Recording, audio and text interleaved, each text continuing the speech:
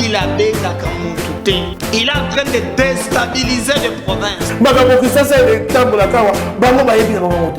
Yo ça va pour la Kisasa pour les 15 000 followers. Le président Félix Antoine Tshisekedi a repris le projet de valider cette stratégie nationale.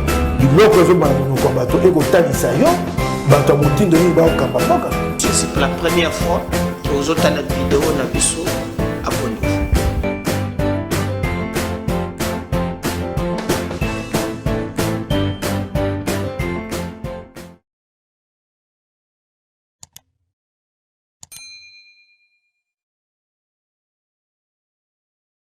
Il fallait s'y attendre, bande konangai qui mboka na biso ezeliko kende na vitesse de croisière. Merci na bino nyonso oyo bo olandi biso bozali ebele bozali kolanda chaîne na biso bozali kopesa biso confiance. Merci na bino nyonso bozali awa na Congo bozali libanda ya mboka bozali na Afrique bozali na Amérique bozali na Europe Océanie bozali partout. Les Congolais sont partout. Même na Tchécoslovaquie ba Congolais bazali na Roumanie ba Congolais bazali na Bulgarie ba Congolais bazali Congolais azali la Magellan atamboli mokili mobimba donc ezali siko okende Congolais zate mbokelenge balinga yango ka bongo donc topesi bino mbote topesi mbote na forces armées République démocratique du Congo. C'est que j'aime obiki ba soldat na biso bazo landanga fort moko benginga na appel vidéo alobi ndeko meda président tozawa tozo beta bayuma oyo bakosa binote seulement pour rebela likambo ya infiltration tona ba konzi na biso ba commandant na biso me papa bokomenya ko bomba bango balinga basi basala opération so bomone kaka keno o mosusu pe aza so ndengeni e kaza contre ba intérêt donc république eleki nyonso olandika lokolo ya baninga o bamone soki penza ke eza solo na losambo amakasi derrière nos forces armées pour na kobundisa badongolo miso oyo baye oyo bazali komona mboka na biso lokolo ezali eloko basakana nango toza sima na bino boko konte na biso parce que na nzambe tokolonga etumba oyo toza derrière vous. Allez-y nos forces armées, nous comptons sur vous et grâce à Dieu makambo ya bien ezali.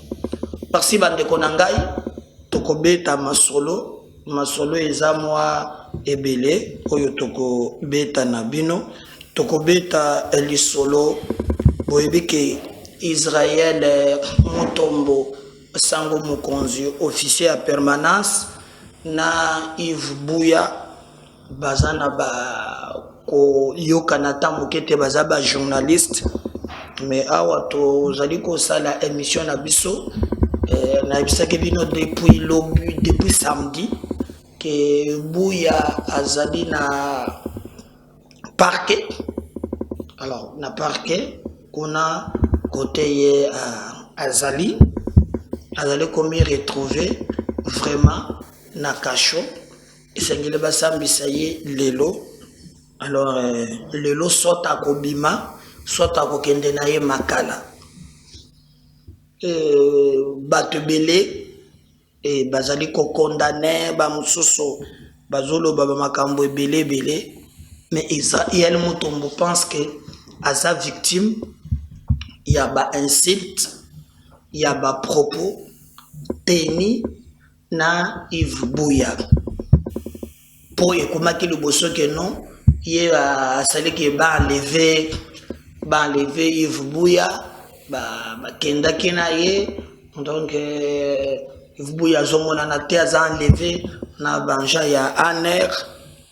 Alors et le quoi na pe même bato bazolinga ko aider Bouya parce que Bouya a sa frère Israël a sa frère. Moi je suis en train de plaider pour trouver un terrain d'entente bayokana au lieu ya ekoma na niveau yebuya kende makala. Mais baope bazoluka que babongisa, ce n'est pas na ba façon wana nde bakolinga babongisa. Faut pas ngo ko allumer moto. Au contraire, il faut que luka lo lenge nini ya ko rapprocher bango. Parce que makambo yifu ya lobaki boyokaki Israël azokanisa ke eza bongo te. Alors, est-ce que Yves Bouya azana ba élément ngo ya solo amonaki carte ngo ya aner? C'est que Israël lui pense aussi que les gens même pour na ba invité na ye batu bako banda ko banga ke non, ce qui est une émission Israël bako piéger yo aner akolando na sima akokanga yo. Alors que bon monaki Israël yé moko la fois passée makambo moko boya loba ki soki ya basoda soki ya ndenge nini bon monaki lo lenge nini babenga ki paye po bakanga paye kaka na mamba ba memba tu ya aner1. Alors on ne comprend pas absolument rien. Alors bato belé par exemple Mike Mukebai qui est aussi un ancien journaliste, mais il a pris position pour Yves Bouya. Donc, il a écrit vraiment à tweeter.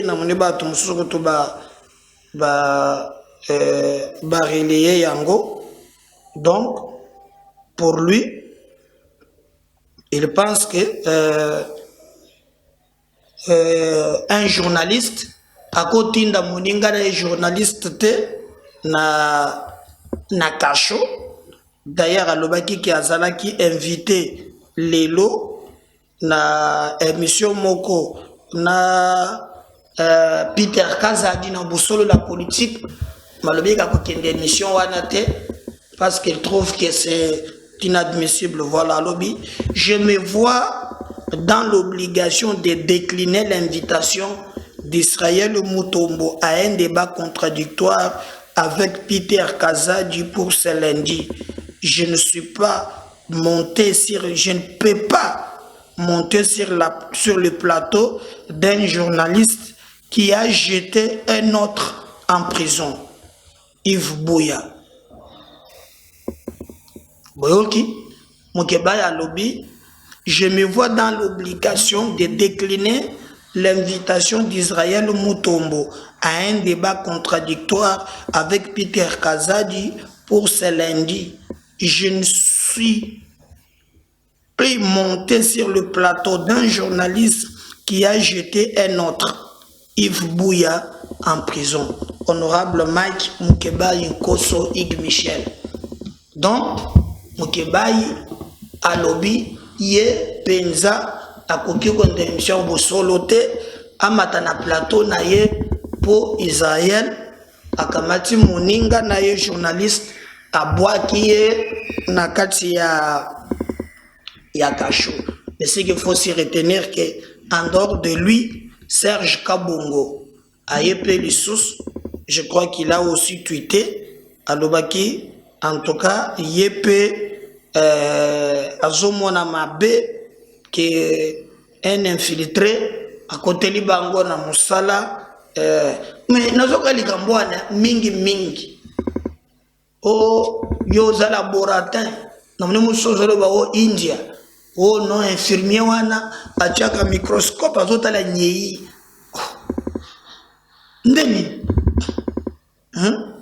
ndeni partout au monde ba journaliste bazaka bato basali 5 ans na efficacité. Non, aujourd'hui il y a des spécialistes sur la question mon toi sali surtout la caméra mais puis moi ça l'académie des beaux-arts ayuka ba photo ayebiko bo dessin de mona ayebiko ayebaka dessin te mais un jour na ba question moko bo Italie na rédaction na biso à quoi il y a une thématique à expliquer. Donc, les amis l'ont révolu. Il y a même des juristes, il y a tout. Alors, Serge Kabongo a présenté un kiosque. A Tomboli pe Mungongo. Alors, tout le monde va piter à toi, tout le monde va être ndenge zawana banja ya aner en collaboration avec Israël Mutombo baye batoki nini wana. Alors bato mingi balobi makambo ebele, mais muto na moni quand même na ba journaliste oyo azali na même logique na ngai ezali d'où Jésus beledou ye a pesu conseil a lobby bati kananu makambo yako tia songi. Alors je vais vous lire par exemple ce que d'où Jésus a lobby depuis que j'ai appris son interpellation, je n'ai pu gratter un mot sur les réseaux sociaux. Yves Bouya est un ami proche autant que Israël Mutombo. J'ai fait de mon mieux pour éviter que nos amis en arrivent là. Donc, au moni, Ezali, parmi bateaux d'Israël, pour Bissopé, tout ça, qui contacté, d'où Jésus a contacté, pour être avant, comme on a parlé, d'où Jésus a lobby, à Salaki Manso, à Kendaki Kosolo la Nandeko, ce qui moyen koki kozala bati anase, bati kakofingana. Omoni, et d'ailleurs na kochela bino vidéo moko oyo Israël azolo bake yepe lokola mutu asalaki manso po bakoma na niveau wana te. Maintenant d'où Jésus azolo ba lobi, depuis que j'ai appris son interpellation, je ne puis gratter un mot sur les réseaux sociaux. Yves Bouya est un ami proche autant que Israël Mutombo. J'ai fait de mon mieux pour éviter que nos amis en arrivent là. Hélas, tout devrait se régler au tribunal des pairs, pas devant les instances judiciaires. Et vous allez comprendre que Israël a Koloba même, qui est devant le tribunal là, selon lui, a saisi ça que même le tribunal des pairs. À travers mes propos, je n'oserais mettre de l'huile au feu comme je le vois un peu partout. Je témoigne toute ma solidarité et continue de faire de mon mieux pour que nos amis filment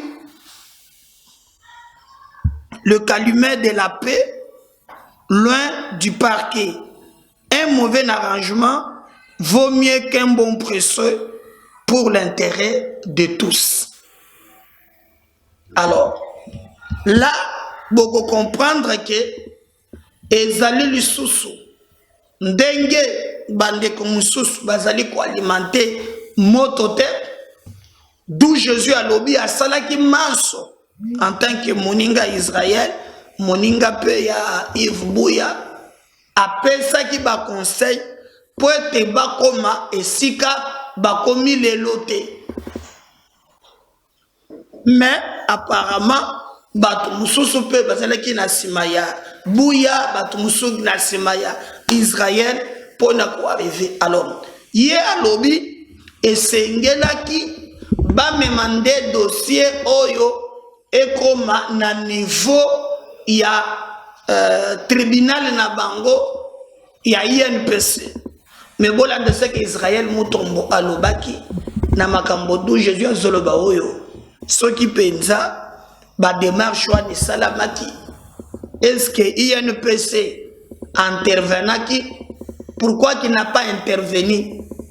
INPC ba journaliste bazakuna bazalaki pe na intérêt ya kotirer na kati to ndengeli, parce que selon maloba ya Israël akomelaki INPC atindelaki bango ba vidéo pour ete babenga Bouya batrancher likambo wana. Mais malgré manso asali kolatena d'où Jésus alobi ki asalaki manso pour ete bayokana esimbite. Alors moi je vais vous laisser suivre bandeko nangai ensemble nabino toyoka Israël ye moto azo confirmer, mais aussi alobi avant comme à niveau oyo asalaki par tous les moyens pour te accommater ezela INPC eza la bato ya contactaki individuellement pour te ba même un message wana en tout cas et simbaki te et nous allons revenir pour la continuer na émission na biso ya mokolo ya lelo. Boyebi bino moko naza na commentaire ya kosala te kofinga ngai eyebani pe ezoyokana na mato ya bato ba congolais baza na ba vidéo o bazo finga ngai gratuitement sans que nazala ta na likambo moko na moto naza moto na bolembu mais naza na problème na bato te bato ba kofinga ngai lokola likambo susu pe ba finga ngai balemba te lika bazo finga ngai ngape na vandi na boy ko réagir na talaka mais atana ndako wa baba TV lobaka atana ndako wa baba TV lo na vandi kimia ko fingeleki 4 à 5 mois banda batu batie machine po ba finga eloko bazo fingela nga naza ko ebate na sali effort ndenge baza ko finga ngai ba sali effort à chaque façon ba finga na zui vidéo na sali effort na kamati vidéo wana na tindi yango 1 epa ya avocat na ngai 2 na tindi yango na UNPC na keko pesa bato bazali qualifié oyo bakoki kozongisa moto na molongo na mosala na biso soki ya bungi. Pendant 4 mois, ata mokolo moko te, UNPC a eu courage. Ya ko bengisa ngai, to na bato bazo finga ngai po te bazongisa makamwa na molongo. Naza kobate, naza moto. Moi si na bana bazali bazo yoka bifingo wana. Biso ato finga ka bato te, nous parlons to sala ka dénonciation sur un travail. Et puis so sala ka na l'état te, na vie privée non na kokotango te, la plupart de makambo to sala ka lié. Moi, j'ai parlé de Salé à la Gouli et le reste. Mais ce sont des frères. Salé à la Gouli, c'est un frère. C'était lié au travail, c'est fini. Mais aujourd'hui, je crois Salé à la Gouli, je l'embrasse, c'est un frère. Naza la difficulté, ceux qui font la aide na Salé à la Gouli, na kozwa, ceux qui a kosenganga kopesa, de même Chadari, c'est un grand frère. Je n'ai pas de point personnel avec lui. C'est qu'on fait comme travail. Les lots, ceux qui n'en a besoin, la localisation, pas Chadari. Sur les possibilités, ça, je vais le voir. De la même manière, il peut avoir des services, il va me les demander. Bah, Bobé, Minako, tout le monde. Même Papa Bahati. On a eu de quoi qu'à un certain moment, mais c'était lié au travail. Aujourd'hui, si je veux le voir, je vais le voir. S'il veut me demander un service, ça passe. C'est-à-dire, Moussala, Tosala, Sorozala, Moussala, l'État, Ozosala, la gestion, on peut vous attaquer par rapport à la gestion. Mais je ne peux pas entrer dans leur vie privée parce que ça ne me concerne pas. Mais vous imaginez que j'ai été attaqué pendant 4 mois, jour pour jour. Et j'ai été patient, je regarde, je ne disais rien. Et on citait nommément mon nom. Nazuba dossier nyonso. Nazo pesa ndeko bazali a titré pour ne pas citer leur nom. Mais ce sont des responsables et UNPS on nazo bazo reconnaître. Même président Abisso, Oyaza provincial. Kulutu Nangai. Il a informé de la situation. Batu baza na UNPC, baza informé de la situation. Mais 4 mois, aucune fois, nayoka ba rappeler ngai to ba rappeler bandeko to ndeko to vanda botala pourquoi bozo sala ndeko parce que batako bazo attaquer nga, ça n'a rien à voir avec Moussala. Bazo attaquer nga na vie privée na ngai qui n'a rien à voir avec Moussala. Et j'étais comme ça dans Zota. Et à un certain moment, mon avocat ne voulait même pas. Moi, j'ai dit, bon, écoute, na okene la cap moussous. Je récupère toutes ces vidéos. Na bandi ko tin de la bateau baza ba proche na biso. Bateau ba yebi biso. Pote ba yede biso. Loko la UNPC jusque là, ça là qui dans le côté. Mais je pense que bateau ba yebi biso na bondeko bako yede biso. Qu'est-ce que je fais? J'appelle des gens qui sont témoins de cette histoire. Bateau ba yede biso na kati ya likambo bazali. On a tiré une résolution. Beledou d'où Jésus a mené des démarches. Mike Mukeba Nkoso a mené des démarches. Medar Kankolongo a mené des démarches. 15 personnes au total. Gauthier C était dans les démarches. Serge Kabongo était dans les démarches. Nani a sali démarche. Maître Bazé Pembe était dans la démarche. A sali démarche wana. Nana sali démarche wana. Je vais citer qui Pi Gérard Elenga. Azaki Nakatia démarche wana. Toujours pour la koluwana ndeko tika kotungisa ndeko na yo makambo zoloba ça n'a rien à voir na musala na yo ozo finga ndeko na yo boyebani ozo finga ndeko ko sala yango 15 personnes na tindi po ba solo na ndeko pendant 4 mois 15 personnes te voient nini ozoloba pona ndeko na yo les gens ne veulent pas entendre au fur et à mesure bazo mona yo même Edmond Izuba qui a publié que le monsieur serait arrêté il a été consulté à plusieurs fois. Mon cher Lobanandeko, 15 fois. Mais naza moto, naza nanzoto zali bendete, atala ndako baba TV Goloba. Naza quand même moto akunki na kozwa tomber na bitumbate. Donc avoir subi 4 à 5 mois d'insultes et humiliation, et je regarde, pour la sportivité, bana bayebani, basi bayebani, mais au-delà de tout, j'ai fait encore de mon mieux. Natindi batu pote ba mona, pour qu'on parle de tout ça. Mais rien n'a marché. Alors, naza la voix moko. Je suis pas un homme brutal de nature. Bien que naza mwana ma tête, mais je suis pas un homme brutal de nature. La meilleure de choses à faire. Bato bazo finga bazana droit na bango bazo finga. Ngape nazana droit de défense. En bonne et due forme, j'ai porté plainte. J'ai porté plainte en bonne et due forme. Plainte eza makambo ya babilo côté o batil te. Plainte les alliés au juge naturel les a parqués. Ça n'a rien à voir biloko ba aner, rien. Le juge naturel c'est le parquet. Je dépose la plainte en bonne et due forme. To sombelika OPJ biki ya sika. Azape na ba papier ne nakutaki papier minene penza zana. Sko ndeko oyo azo finga nga abandela nde makambo alobaki me OPJ azokoma. Esili. Eloko musu ezate. Je pense que je suis clair. Donc ne m'appelez pas kobenga ngai te pona koyebisa nga ndeko pourquoi sali boye. 4 mois de patience, tout le monde était téléspectateur. Bazo tala ba insulte. Tout le monde a vu. Et à niveau na biso, j'ai mis 15 personnes pour réconcilier par rapport à cette situation. Parce que Misala, oh, bango bazo fingelanga, ça n'a rien à voir avec Moussala, et ça qui est insulte personnelle, on a yebi moutou na makolote. Mais le rôle bande ko batia ba information be likolo nanga. Je pense que ko pesa nzela ba bandela ngo liboso soko fingingaka OPJ komi. Soko lobika OPJ. Le parquet a été saisi officiellement. Nous avons déposé la plainte et j'assume la plainte. J'ai déposé la plainte. C'est un droit. De la même manière, de la même manière, je peux rebondir. Restez toujours branchés en compagnie à Bossolo Télévision, la seule chaîne au cœur des investigations. Kolanda makelele ya batute, motema mabe andoke bang saramona popite. Talango normal. Les gens qui ont tout perdu, batuba sangani ebele basali tour Babel. Basali tour de Babel na bango balobite Israël. Comment qu'on gagner biso, comment Israël a gagné biso na Twitter, a gagné biso na Facebook, a gagné biso na YouTube, a gagné biso na audience, et puis à Fongoli TV, mais mouton ndenge nini. Ba koti bango nyo son na réunion balobi ote, ndenge baboma ki yesu photo bo mape mwana na moto. Mais là on a yebi. David andima ko bunda na Goliath. Po asala ba entraînement na ba lion, abomaka na ba ous. Bosole Sili.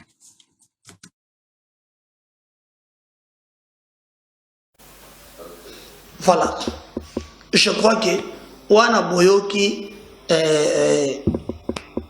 Israël. Mais Bouyape, dans une émission, on a tchaki. Pour que nous makambo ya INPC. Est-ce que INPC est joué un rôle nango?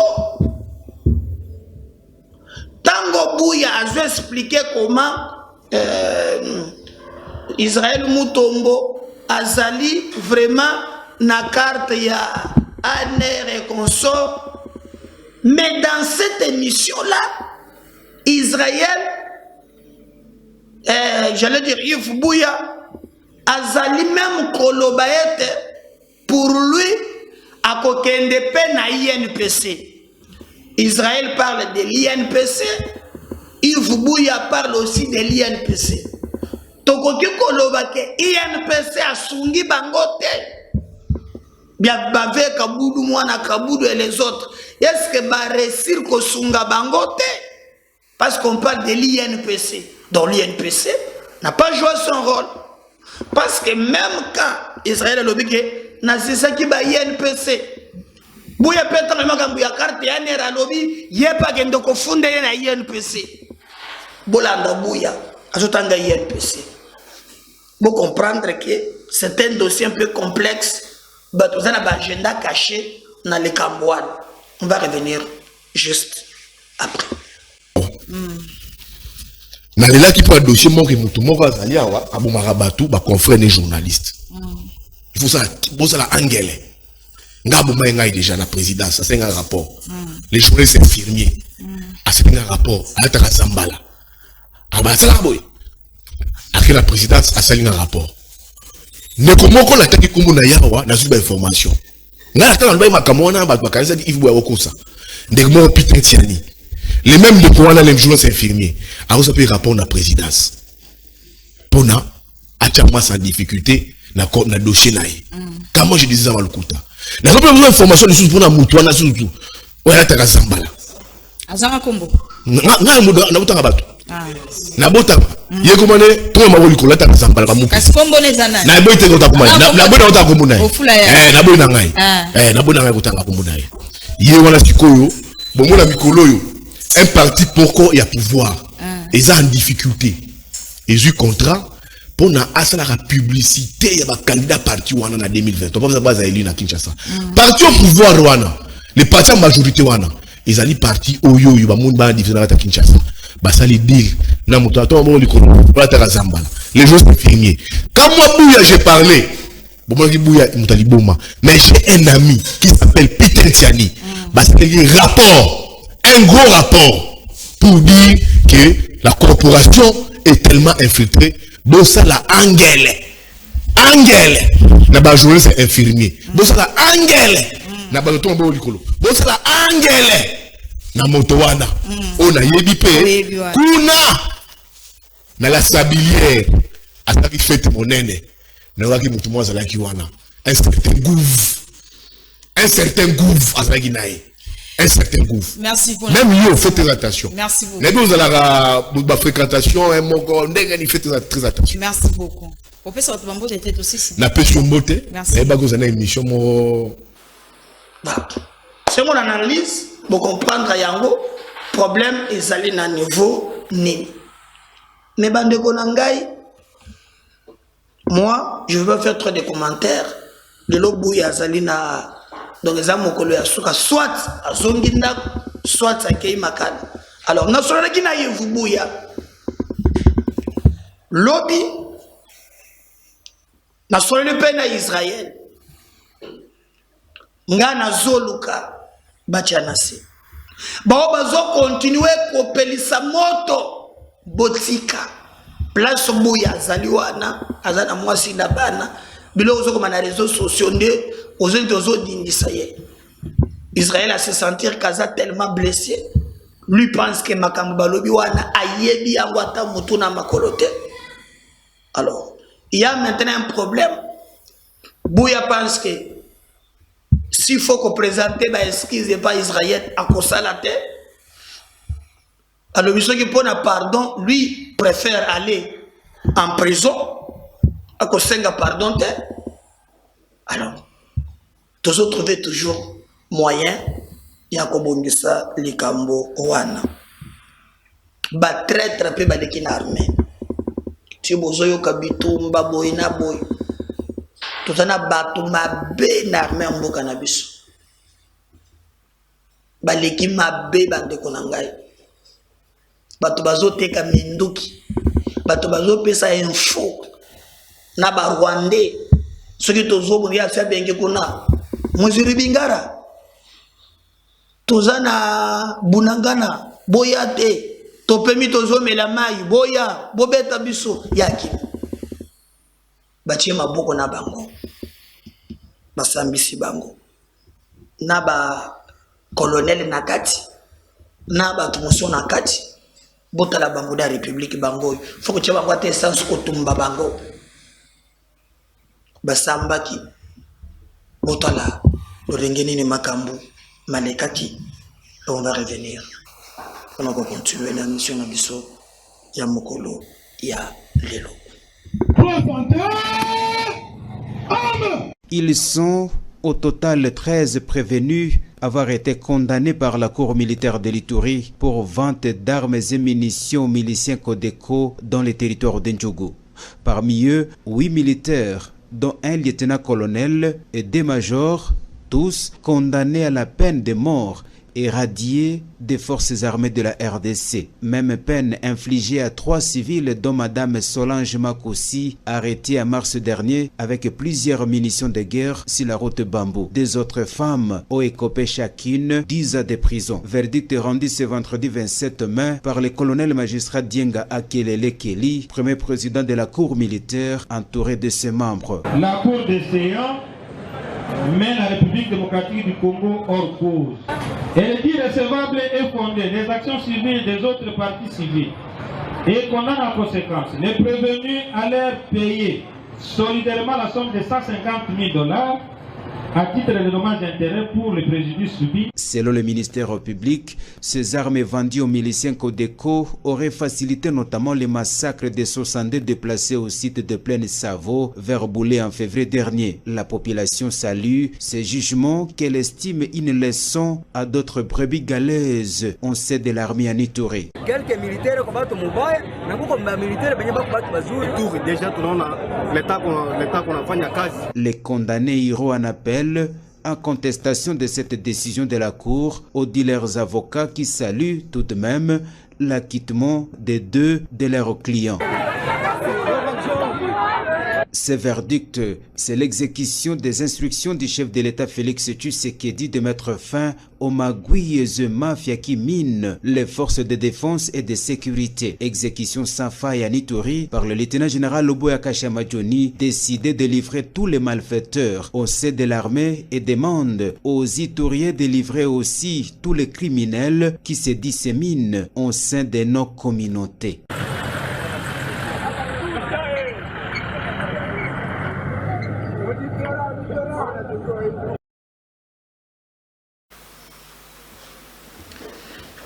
Je crois que bino moko bolandi bomoni à quel niveau bandeko wana bazo mériter liwa bomoni bango menangambo mususu likambo ezalaki ya juge constitutionnel. Permettez-moi ici de condamner comportement barbare ya ba député bandeko nangai likambo za likambo ya congrès bitumba ya politique yali bitumba ya boanya idée contre idée yango mwana kabaloba kake même ata bozu mobeko ya mabe mboka lokola mboka na biso bazo permettre que non ekosuka na assemblée kakate bakoti même na cour constitutionnelle pour na kota la constitutionnalité des lois. Mais on ne dit pas que les députés vont se transformer comme des bandits. Balandi, président et Sénat comme un gibier. Jusqu'à ce que Bakendeko casse ma vitre. Quelle était l'intention? Et d'ailleurs, un député a dit que Mboso na bati bazalaki na bureau moko. 2 minutes bati alimwe. Tango bati alimwe nde batu wana baye. Nalobi politiquement toi qui n'es pas tous en épaille. Mboso bandi elengi pourtant comme président de l'Assemblée nationale. Ba pesa kinga et ça Fachi doit veiller sur ça. Ba pesa nga même mon le Fachi akendaki na kan luka. Mboso batu musolo ko pesa kaka. Mais bati za na parti na ye implanté partout. Batu mboso ko miko longola drapeau ya FDC.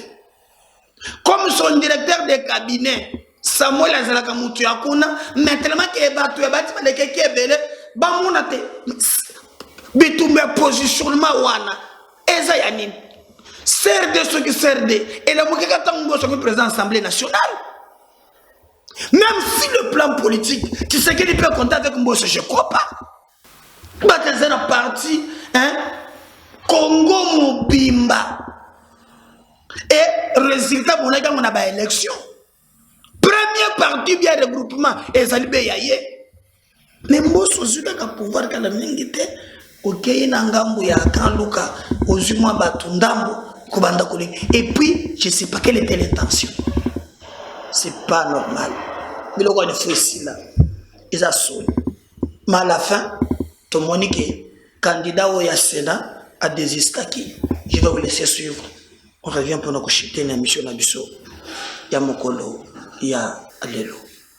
Je viens par le message ci-après communiquer à l'opinion nationale et internationale que je venais de recevoir la lettre du sénateur Louis Mbonga Magalou Ngwanda, qui était candidat juge à la Cour constitutionnelle pour le compte du Parlement congolais.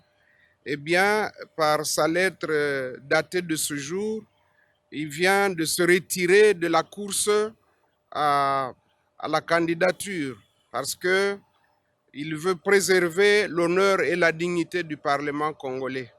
Nous le remercions pour ce geste patriotique. Il a été soutenu par tous les députés et les sénateurs et c'est pour cette raison que nous disons que à nous, en notre qualité de président du Congrès, nous n'aurons plus qu'à transmettre un seul nom auprès du président de la République, celui de Manza Andia Dieudonné. Je vous remercie. Merci. Je crois que Bolande Binomoko, Nini Lekaki, continuez à partager, à liker, parce que si le Seigneur ne revenait pas, nous allons gagner sous. À tout à l'heure. Bye.